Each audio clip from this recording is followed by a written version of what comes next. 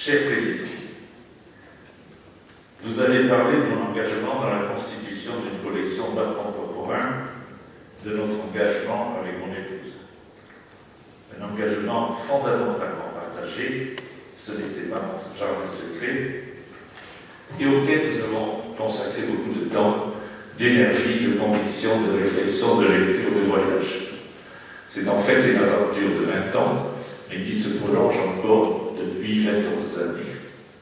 Chaque collection est unique, personnelle, singulière, selon les moyens dont on dispose, certes, mais surtout par la dimension intellectuelle et spirituelle qu'on veut lui donner. Passer l'assouvissement du désir de possession, s'appuyant sur l'attirance et la collecte, est venu pour moi, refusant définitivement les travers financiers et spéculatifs sur les œuvres d'art, l'expression d'un devoir profond de rentrer dans ce monde de la création et dans le creuset des ateliers. Ici développe les forces pour faire émerger le fruit de l'intelligence, de la sensibilité, de la virtuosité, de l'imagination des artistes et de leur culture générale majoritairement importante. Collectionner des œuvres post-mortem ne permet pas la rencontre et leur paradigme est tellement différent. Cette approche sociale de la relation aux artistes a pour origine, pour moi, la lecture adolescente et qui a ouvert mes yeux de l'ouvrage « Les voix du silence, le musée imaginaire » d'André Malraux. Un besoin de confrontation pour comprendre, assimiler, maturer, intégrer ce rapport d'intimité que l'on établit avec une œuvre dans le secret de l'âme. Une œuvre n'existe que par celui qui la regarde, mais quand même, comme le décrit magnifiquement Daniel Arras dans l'histoire de peinture, c'est une affaire à trois. La personnalité de l'artiste, ses valeurs, son éthique, sa culture, ses exigences, son engagement font partie de l'œuvre, mais ne se découvrent ni dans les musées, ni dans les galeries. Et la valeur de l'œuvre n'est pas pour le collectionneur que je suis uniquement esthétique, elle a une charge affective inaltérable.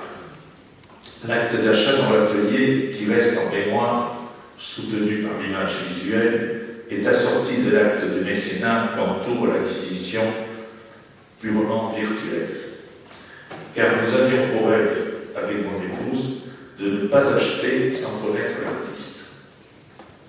Suivre avec fidélité un artiste durant 15 à 20 ans et de donnant, le soutien continu vous donne le sentiment intérieur de participer à la création par la contribution à l'œuvre présente et aux œuvres futures. Une contribution non seulement financière, mais tout aussi importante moralement et psychologiquement, l'acte de reconnaissance du talent. D'autant plus prégnant quand on connaît la propension viscérale des artistes à s'identifier à leur œuvre. De nombreuses rencontres, au-delà de la portée sociale, ont été pour moi, en complément, source de perfectionnement et de formation du goût et de l'esprit. Une belle gymnastique pour le cerveau. Se frotter à des différences, partager avec des personnalités plus singulières si variées, pensant à leur manière au caractère plus instinctif, ils sont porteurs de l'inconscient collectif, intuitif, émotif, sensible, fut pour le chef d'entreprise quotidiennement prisonnier de démarches logiques, déductives, binaires, méthodiques et rationnelles, une chance rare. Rare pour exercer le basculement de son cerveau gauche vers le cerveau droit et inversement, de fréquentes opportunités d'activer alternativement le lobe de la raison avec celui de l'intuition. Nos 5 enfants n'ont pas été laissés pour compte de cette belle aventure. Ils ont dès leur enfance vécu, entourés de peintures et de sculptures, grandissant au hasard de visites d'ateliers, mais accueillant les artistes dans d'autres foyers qui étaient largement ouverts. À des degrés divers, ils ont reçu l'onction, un bel d'image et de signes. Et ils ont entendu les voix de l'esthétique et de la création. Puis, avec eux, nous avons créé un fonds de dotation Casar Donation Lesgo, une fondation simplifiée à laquelle nous avons fait donation de 1100 œuvres réalisées par 92 artistes.